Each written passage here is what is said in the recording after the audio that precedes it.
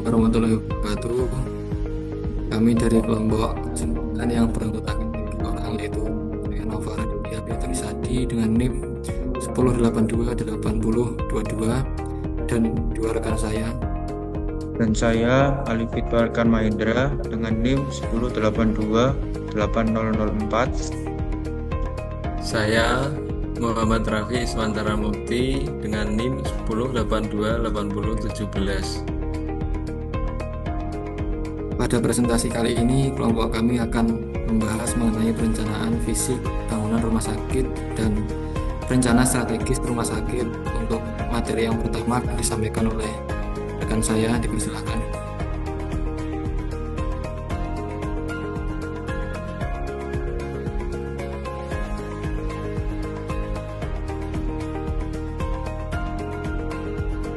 Latar belakang rumah sakit merupakan fasilitas pelayanan kesehatan yang memiliki peran penting dalam memberi pelayanan yang aman, bermutu, dan efisiensi kepada masyarakat. Seiring dengan perkembangan ilmu pengetahuan dan teknologi, tuntutan terhadap rumah sakit juga semakin meningkat, terutama dalam hal keselamatan pasien, kualitas pelayanan, dan efisiensi operasional. Oleh karena itu, diperlukan perencanaan strategis yang matang sebagai arah pengembang rumah sakit. Namun, perencanaan tersebut harus didukung oleh perencanaan fisik yang baik, seperti desain bangunan dan tata ruang. Pada kenyataannya, masih banyak rumah sakit yang mengalami ketidaksesuaian antara strategi dan kondisi fisik, sehingga pelayanan menjadi kurang optimal. Oleh karena itu, integrasi antara keduanya sangat diperlukan. Selanjutnya, Tujuan dari penulisan makalah ini adalah untuk memberikan pemahaman mengenai strategi pengembangan rumah sakit tahap B menuju standar internasional. Selain itu, makalah ini juga bertujuan untuk menjelaskan penerapan desain single room, sistem ventilasi yang sesuai standar, serta peran ruang komite mutu dalam peningkatan kualitas pelayanan. Tujuan lainnya adalah untuk menganalisis keterkaitan antara perencanaan strategis dan perencanaan fisik dalam mendukung keberhasilan rumah sakit. Selanjutnya, strategi rumah sakit menuju JJI. Strategi pengembangan rumah sakit tipe B menuju akreditasi JJI memerlukan komitmen yang kuat dari pimpinan rumah sakit dalam menjadikan mutu dan keselamatan pasien sebagai prioritas utama. Langkah awal yang dilakukan adalah gap analysis untuk mengetahui kesenjangan antara kondisi rumah sakit saat ini dengan standar JJI. Hasil dari analisis tersebut digunakan sebagai dasar dalam menyusun rencana strategis yang lebih terarah. Selain itu, rumah sakit juga perlu memperkuat sistem manajemen mutu dengan menyusun SOP yang terintegrasi serta menerapkan prinsip patient safety dalam setiap pelayanan. Selanjutnya yaitu strategi. Selain aspek manajemen, pengembangan sumber daya manusia juga menjadi hal yang sangat penting. Tenaga kesehatan perlu mendapatkan pelatihan secara berkala agar mampu memahami dan menerapkan standar internasional. Rumah sakit juga harus mengembangkan sistem informasi, terutama dalam pengelolaan rekam medis yang akurat dan mudah diakses. Dari sisi fisik, fasilitas rumah sakit perlu disesuaikan dengan standar keselamatan, seperti adanya jalur evakuasi yang jelas dan tata ruang mendukung alur pelayanan. Evaluasi dilakukan melakukan audit internal dan simulasi akreditasi agar kesiapan rumah sakit semakin optimal. Selanjutnya, konsep single room. Konsep single room adalah sistem perawatan di mana satu pasien ditempatkan dalam satu kamar. Konsep ini tidak hanya bertujuan untuk meningkatkan kenyamanan, tetapi juga sebagai upaya untuk mengurangi risiko penularan infeksi antar pasien. Dengan adanya ruang individu, tenaga medis dapat memberikan pelayanan yang lebih fokus dan sesuai dengan kebutuhan pasien. Selain itu, konsep ini juga mendukung pendekatan pelayanan yang berorientasi pada pasien atau pasien-centered care. Selanjutnya yaitu desain single room. Desain single room dirancang dengan mempertimbangkan efisiensi dan kenyamanan. Tata ruang dibuat dengan menempatkan tempat tidur sebagai pusat utama, dilengkapi dengan kamar mandi dalam untuk mengurangi mobilitas pasien ke area umum. Selain itu, disediakan area khusus bagi keluarga agar dapat mendampingi pasien. Dalam desain ini juga diterapkan sistem zoning, yaitu pembagian area menjadi zona pasien, zona keluarga, dan zona tenaga medis. Hal ini bertujuan untuk menjaga keteraturan aktivitas serta mengurangi risiko kontaminasi.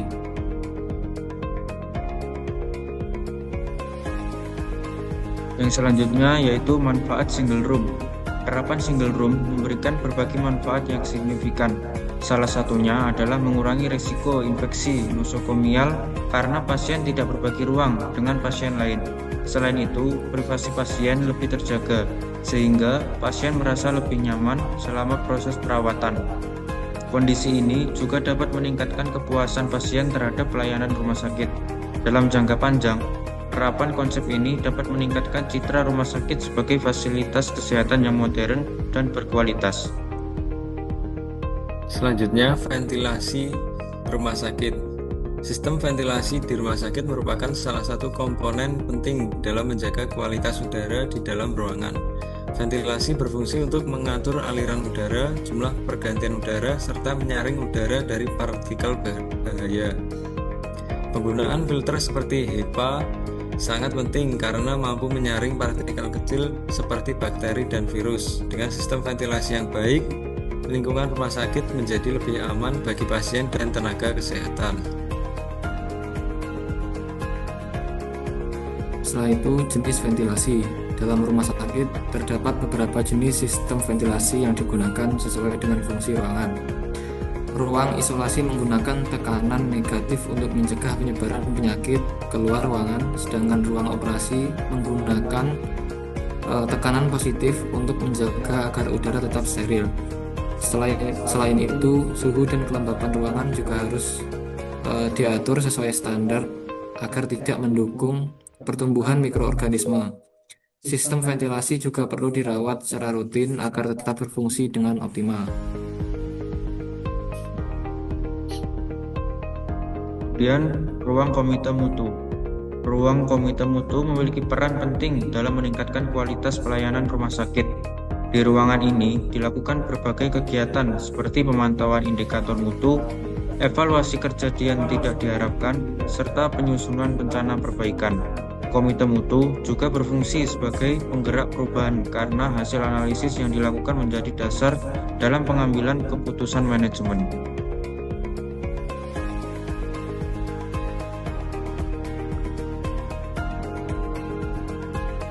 Selanjutnya, desain komite mutu. Desain komite mutu harus mendukung aktivitas diskusi dan analisis data. Oleh karena itu, ruangan ini dilengkapi dengan meja rapat, perangkat presentasi, serta sistem digital yang mengolah data. Selain itu, pencahayaan dan ventilasi ruangan juga harus diperhatikan agar nyaman digunakan dalam waktu lama. Lokasi ruang sebaiknya strategis dan mudah diakses oleh berbagai unit agar koordinasi dapat berjalan dengan baik. Selanjutnya yaitu keterkaitan strategi dan fisik. Perencanaan strategis dan perencanaan fisik merupakan dua hal yang saling berkaitan dan tidak dapat dipisahkan. Perencanaan strategis menentukan arah dan tujuan pengembangan rumah sakit, sedangkan perencanaan fisik merupakan bentuk nyata dari strategi tersebut dalam bentuk bangunan dan fasilitas. Keduanya harus berjalan selaras agar pelayanan dapat berjalan dengan efektif. Kemudian, poin penting, keterkaitan antara strategi dan fisik dapat dilihat dari bagaimana setiap keputusan strategis akan memengaruhi kebutuhan fasilitas. Jika strategi tidak didukung oleh kondisi fisik yang memadai, maka pelayanan akan terganggu. Sebaliknya, jika keduanya selaras, maka rumah sakit dapat memberikan pelayanan yang lebih efisien dan berkualitas. Ketidaksesuaian antara keduanya juga dapat menyebabkan pemborosan biaya dan ketidakefisienan operasional. Selanjutnya, kesimpulan. Pengembangan rumah sakit membutuhkan perencanaan yang terintegrasi antara aspek strategis dan fisik. penerapan konsep single room, sistem ventilasi yang baik, serta keberadaan ruang komite mutu merupakan bagian penting dalam meningkatkan kualitas pelayanan. Dengan perencanaan yang tepat, rumah sakit dapat memenuhi standar nasional maupun internasional serta meningkatkan kepercayaan masyarakat. Demikian presentasi dari kelompok kami. Jika ada kekurangan atau salah kata, kami mohon maaf. Sekian, wassalamualaikum warahmatullahi wabarakatuh.